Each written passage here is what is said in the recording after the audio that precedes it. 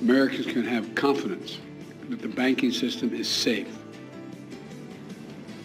President Biden assuring the country today that money banked at Silicon Valley Bank and Signature Bank will be protected. Silicon Valley Bank, the 16th largest bank in the country, collapsed on Friday after a bank run. Then on Sunday, New York-based Signature Bank also collapsed. The Federal Reserve, the Treasury, and the FDIC announcing that they will ensure that all deposits will be made whole up to the guaranteed $250,000.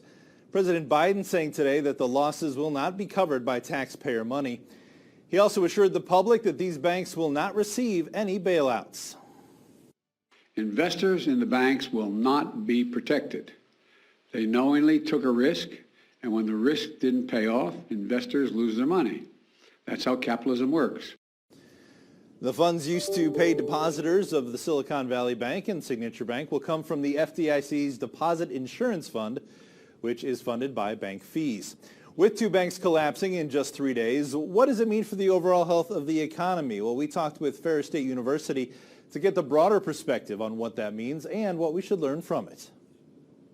I think the bank failures that we've seen recently are a sign that the recession is here. Tyler Watts teaches economics at Ferris State. He says the recent bank collapses are not a reflection of the overall health of the nation's banks. That bank by itself failing, that's just mismanagement by that bank. That's not a sign that all of the rest of the banks in the economy are in trouble.